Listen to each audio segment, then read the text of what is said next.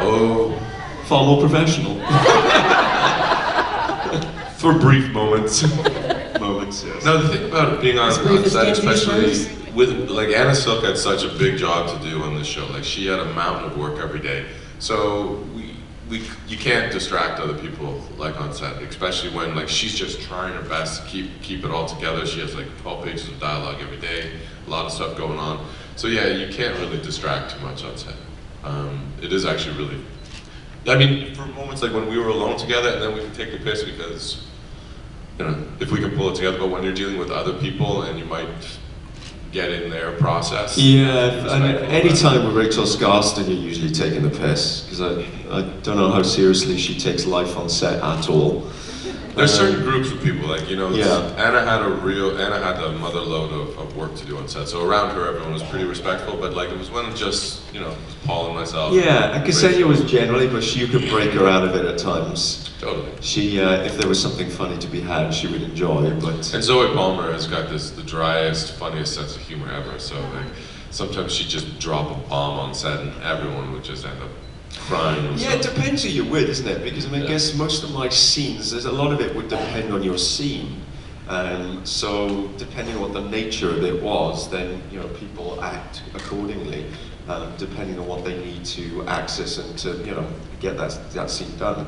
So like when I was on set, I mean, to be honest, not a lot of my scenes were particularly serious per se. So I think people felt maybe a bit more relaxed when I was around because the scenes were about kind of having fun or doing some crazy stuff anyway, or it's exposition. So then and the exposition scenes I find is where you piss around the most because you basically just have to tell the story in a roundabout way in a scene, and that gets ridiculously boring after a while. And then when you're spending like 2.5 hours sometimes on a scene like that, because there's usually about 4 or 5 of you in the scene, so they've got to shoot everyone out. By the time you've gone round on one person, it's, sometimes you end it's up hard. having fun with the writing, basically, just because it starts sounding pretty silly after a while. Yeah. So on your dinner breaks, what have you, all hell breaks loose? No, on the dinner breaks, I think everyone retires into their own zone. You just kind of go and take a nap at lunch. Cause, yeah. I mean, we do really long days. Our minimum day is about a 14-hour day, and like mostly it's a 16-hour day, so you need a little break in between. We'll start, you start in the morning with a 5:30 a.m. pickup, and then you're on set in full makeup, hair, and everything by 7 a.m. You shoot until 1, then you have a 1-hour break, and then you shoot until 7 or 8 at night. Until you get it done. And like on season, every season's a little different in terms of like how it's run. So for instance, season 4, for whatever reason, just meant that we were going overtime a lot of the time, and it was I think they renamed the show Lost Weekends because we would be shooting till Saturday morning, 5 in the morning often, because the thing about shooting on... Do you know Buffy as well was called, it was famously called on set Buffy the Weekend Slayer. Oh, really? Yeah, because they would go over, by the time Saturday was along, they were deep into Saturday morning. And then it just nails your weekend, because you've got to turn it around and come back in regardless. I've been known to do the Buffy Weekend Slayer, doing the binge watching of her collection. Well, thank you, my dear, for that fantastic question. Yes, thank you, Dad. Thank you, Your Dad. time is not over yet, so carry on. All right, we have a few people to get through, and we've got to speed. I think I haven't seen a 10-minute give Dad the rapid we have an hour, diarrhea. Right? 5 minutes? It's not going to do it. We need an hour. Come on up, Jam. Is it Jam? I'll be quick. No? Well, no, but thanks. You're going to be quick. Jesus Christ. The quick's coming on this casting couch. This is Mallory. What position? I'm going to be quick. Mallory was my first yesterday when I arrived in Halifax. It's true. It's true. You wrote it on the picture. It's true. I am a very good girl, so I had to sit on this couch. So my question actually is, well, I figured I would sit here and I'd move over to you as my question. No, absolutely. Start with the good side and then just get more dirty. That's generally how it works. It's a good natural progression. Yeah. So okay, Lost Girl is kind of iconic in the fact that it is about a bisexual woman, which is awesome because a lot of people don't think that we exist. Also, your character is very kind of fluid. Yeah, you're very fluid, which is awesome. And I know not so much on Lost Girl, but on the Tudors. You've had experience. How do Not just the Tudors.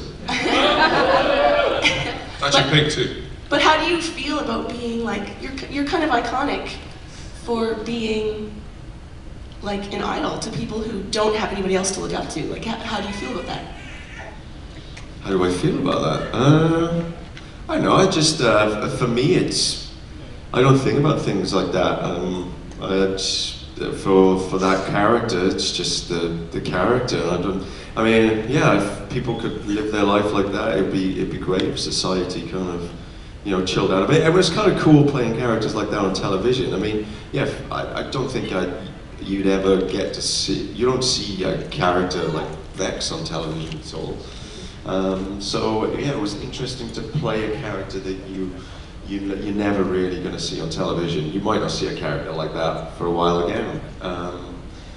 Yeah, I think we all had a lot. There will never be another Vex. Come on. Yeah, I mean, it's a pretty outlandish character. See, there you go. Unless she realised the errors of her ways. There is a balance between the light and the dark. Absolutely, absolutely. No, I was, yeah, it's been great. A lot of people, I guess, you know, affiliated, had a certain affinity for that character's laissez-faire nature, enjoying That's the best part with me. Just having. Oh no! Yeah, she left her gem star hard with me. Did you? Yeah, my sister loves Gem. It's actually, okay, Rainbow Quartz from Steven Universe is actually what I am today. Very cool. Thank you. But so how about you though? Like, I know not with Lost Girl, but you've had experiences. Yeah, no, I mean, Touch of Pink was a big deal. It was, that was about 12 years ago, and it was, put it this way, Touch of Pink was a lovely little independent film about a young gay Indian man who couldn't tell his family, because in the Indian culture, homosexuality is very frowned upon, or was, I think still is traditionally. So it really had it struck a lot of chords in the resonance with the gay community, and it was getting a lot of attention. But to put in perspective, it was a romantic comedy with very good family sort of values. And because two men were kissing, that's the only thing we did on it, we kissed, it got a rated R rating at that time. And it totally destroyed the movie's sellability, because it was a romantic comedy for, like, you know, it was very lighthearted. And so because of that rated R restriction, it was only opened in a couple of theaters around the country, and like it was basically shelved. And thank God, because of all the progression that we made over this last 15 years in film and TV and genre acceptance, that wouldn't happen today, I don't think. I think that Touch of Pink, I think it would have been a very differently received film, and I think that we are making steps in the right direction, so it feels good.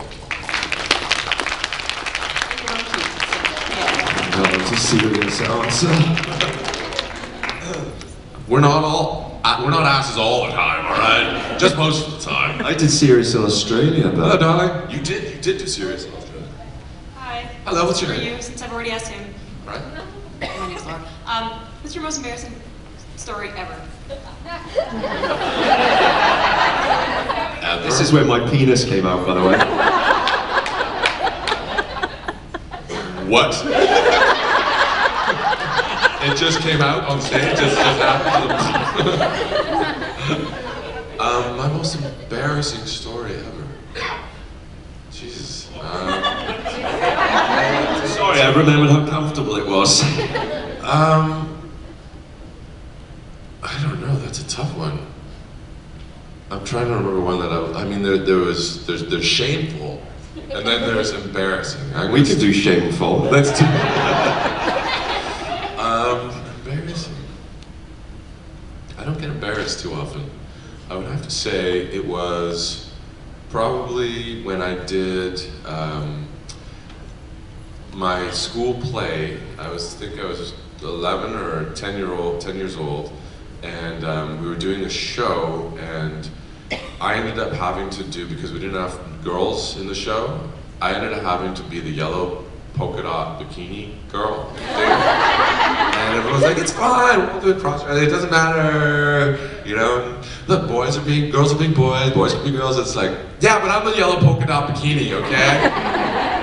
And I don't I had to walk out on stage and yell about bikini, and I think it had some serious scarring. Ever since then, I've wanted to wear a bikini again. Can't stop myself. I look at bikini shops and I just say, why not me? Kenzie's underwear, yeah, that was as close as I got. Interesting. Well, I want to sit with you. Yes, I want to sit with him, but now he's just laying down. Oh no! Look, see, selfish bastard. That's not a question I need answered. You should have just sat right on him. It's a pillow. You would have liked that. Thanks. So I kind of had like a fun question. If you had to be trapped in a music video for the rest of your life, which one would it be and why? A music video? A music video. To help it, I would be trapped in Aha's Take On Me because I'd be animated and real life at the same time. I'm gonna go with a running theme of the day and say Michael Jackson's Thriller. That would be fun.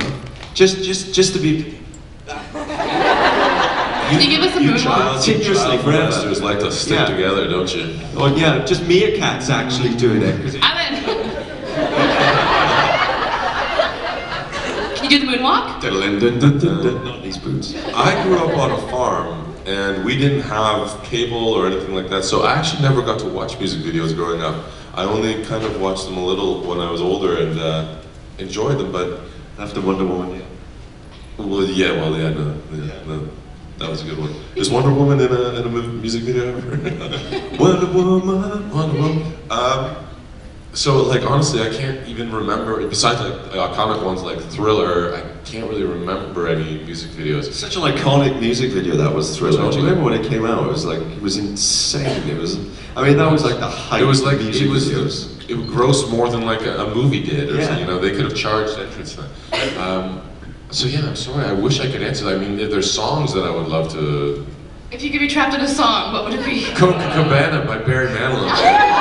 Music and fashion were always in fashion. Music and passion were always in fashion. At the Copacabana, they fell in love. That's his go-to karaoke song, by the way. Good choice, good choice. Come on, Copacabana. I bet you that music video was awesome too. Probably. There was probably feathers and. Do you have a go-to karaoke song? Do I have a go-to karaoke? Yeah, usually Mustang Sally. Nice. If my mom's here, it's on. Actually, I've never sung Copacabana in karaoke. I've always wanted to. No. What did you sing with the Walking in Memphis. crossdresser? Walking in Memphis by Mark Cohen. Oh, that was it. Yeah. Yeah. Oh, She was Cher. she loved you. She did. Karaoke. Yes, karaoke in Dallas, Texas. Highly recommend it. Go check it out Thursday nights. It's a good time. Oh yeah, it was a fun night. Okay, anyway, go on. Thank you. One more, thank you. Thank you for the fun question. And then, yeah, we're gonna get tranquilized here by Lisa, the guest manager. She's got a gun. She's not afraid to use it. When you see it dart in my neck, you'll know. Hello, Kitty. What's your name? My name's Jordan. Hi, Jordan. You too. It's nice to meet you too. I had a cat. Dirty, dangerous. I had a cat. I had a cat on heat once. Yeah. What are you? What are you? You're a fox. Oh, Foxy. Yes, the color should have given that away, but we're colorblind. Yeah. So my question for you is, when Hale left, how did that change the dramatic position where he was your best friend and he was part of the life fate and everything, and then he's just up and gone, and then Kenzie's destroyed and everything like that. How did that? What was your? You know, losing a cast member is always, it's a tough one, you know. It's like, because we're a family on this show.